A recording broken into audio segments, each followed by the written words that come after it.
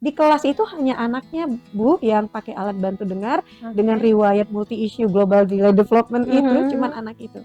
Kan banyak ya Bu sekarang kayak perkumpulan-perkumpulan ibu-ibu yang sangat tertarik dengan pendidikan anak-anak. Itu banyak. Di Pekanbaru juga ada. Banyak ya. Wah.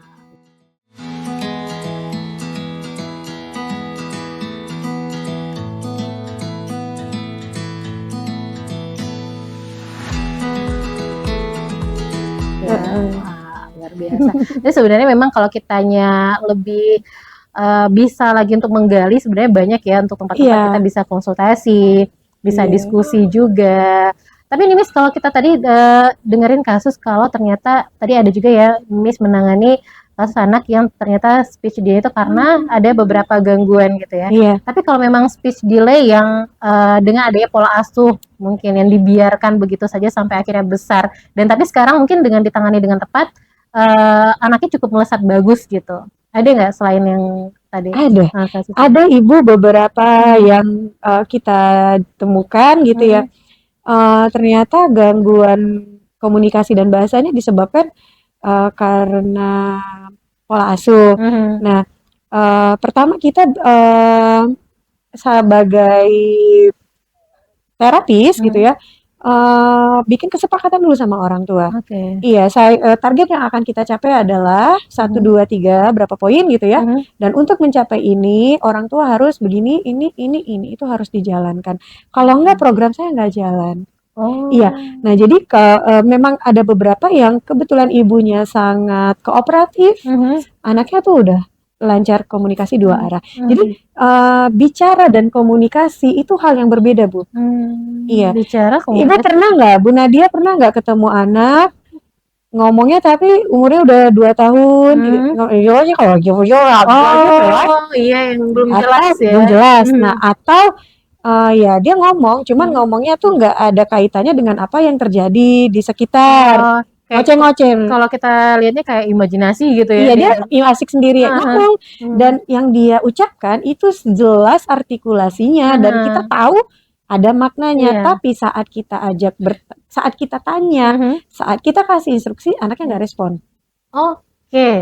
Itu gangguan bahasa. Itu namanya gangguan bahasa. Iya. Nah itu ada juga itu yang kita temui di lapangan dan dengan terapi yang tepat itu bisa diatasi dengan cepat. Ada. Kalau tadi yang nggak jelas tadi itu Miss? Iya, gangguan bicara. Gangguan bicara. Jadi memang terapinya tuh harus sensori integrasi. Dan sensori integrasi, pastikan dulu anak kita punya fokus, konsentrasi dan kepatuhannya yang sudah tepat, sudah ada gitu. Dia sudah punya fokus, dia sudah bisa patuh terhadap instruksi. Baru kita jalankan terapi sensori integrasi. Iya, gangguan. Jadi kalau gangguannya itu karena gangguan kan ada gangguan bahasa, gangguan bicara. Nah, kalau gangguan bahasa itu kan penyebabnya satu tidak mendengar, tuli. Nah, berarti anaknya dipakaikan alat bantu dengar yang kompatibel dengan berapa sih desibel gangguannya. Diukur gitu ya? Iya, Bu, ada alatnya, itu pekerjaannya dokter THT ya. Alatnya itu ASSR dan BERA. Jadi dilihat berapa desibel gangguan. Biasanya kalau tuli bawaan lahir yang disebabkan karena paparan virus gitu ya, atau mungkin anaknya lahir di bawah 1.500 gram, atau karena bilirubinnya tinggi, atau ada kelainan anatomi kepala dan leher gitu ya, Bu. Biasanya profound itu sangat berat.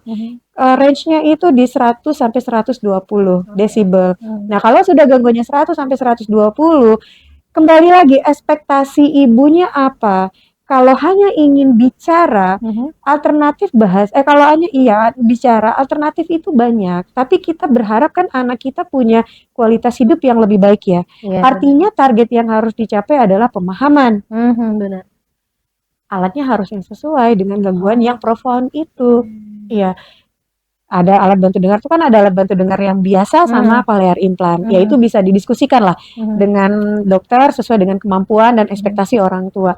Nah, kalau penyebab gangguan bahasanya ada di otak, nah misalnya tuh kayak potensi kecerdasannya yang rendah, atau ada ASD, autis spektrum gitu ya, Bu, atau mungkin ADD gitu ya, Bu.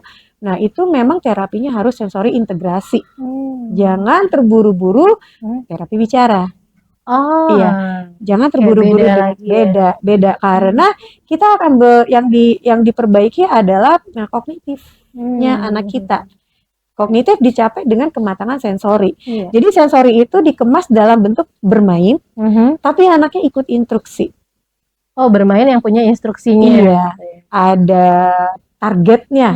Main tapi ada targetnya. Oke. Untuk yaitu tadi memperbaiki sistem kerja di otak anak kita. Ya. Nah, kalau itu gangguan bahasanya karena mendengar, karena di otak gitu. Nah, kalau gangguan bicaranya, kalau kegangguan bahasa karena bicara, nah contohnya Bu, sengau, bibir sumbing. Ya. Halo. Lanjut. Hai Reska. Iya, jadi kalau gangguan bicaranya, anak kita gangguan bahasa karena gangguan bicara ya Bu. Bibir sumbing, sengau, langit-langit, nih ya, terlalu tinggi. Dengan catatan anak kita paham instruksi.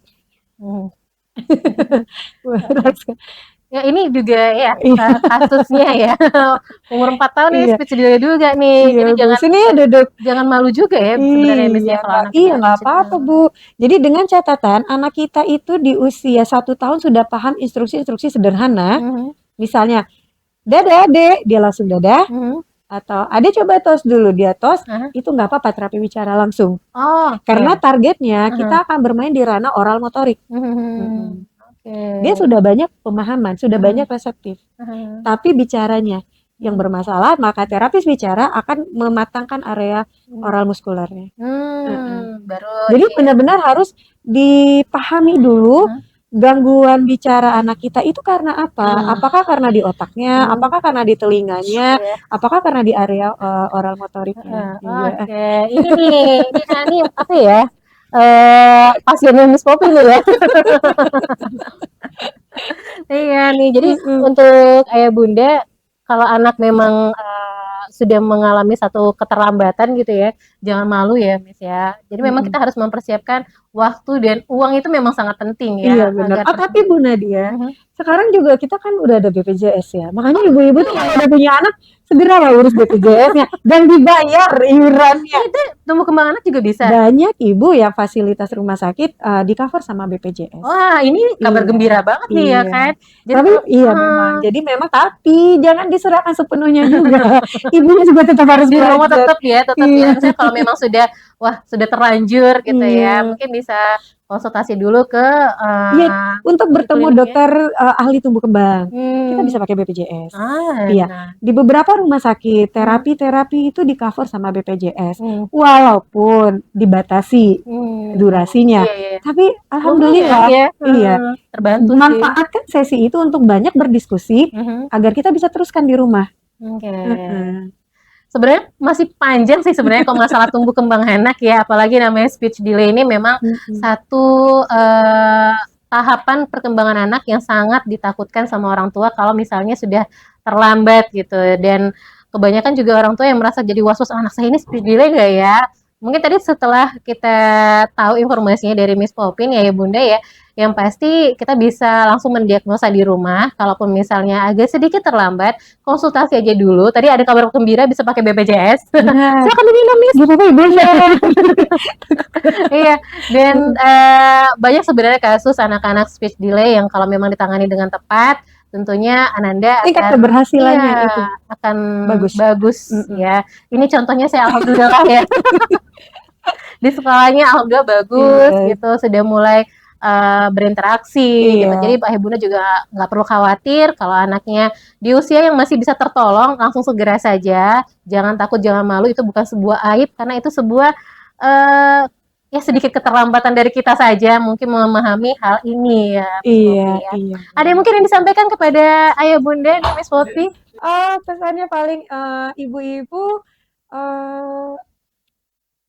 banyak cari tahu mungkin ya, banyak diskusi, banyak cari tahu. Memang saya juga sebagai orang tua dari anak berkebutuhan khusus memang sangat terasa bahwa sebagai ibu saya harus cari sumber belajar yang lebih banyak gitu. Iya, jadi memang dari modalnya tuh dari kita dulu cari tahu lebih banyak. Jadi kita bisa kita usahakan anak kita punya kualitas hidup yang lebih baik gitu. Dan lewat kita mencari tahu ilmunya dulu.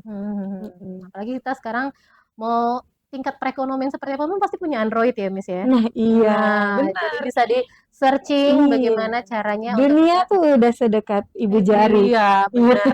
Di ibu jari ini semua ada gitu. bisa didapatkan. Iya. Dan mungkin sekian dulu untuk perbincangan kita di ruang Bunda. Dan mudah-mudahan ini juga bisa membawa manfaatnya sangat luar biasa untuk ayah bunda. Sama-sama kita belajar karena tentunya dengan kita mengetahui tahapan-tahapan perkembangan anak, kita juga bisa mengatasi hal-hal yang lainnya juga kami ikuti nantinya kalau kita bisa menstimulasi anak dengan tepat ya Miss ya. Oke, baik sekian dulu ya Bunda. Nadia bersama Miss Poppy menemani di ruang Bunda. Karena di ruang Bunda kita bisa belajar bersama.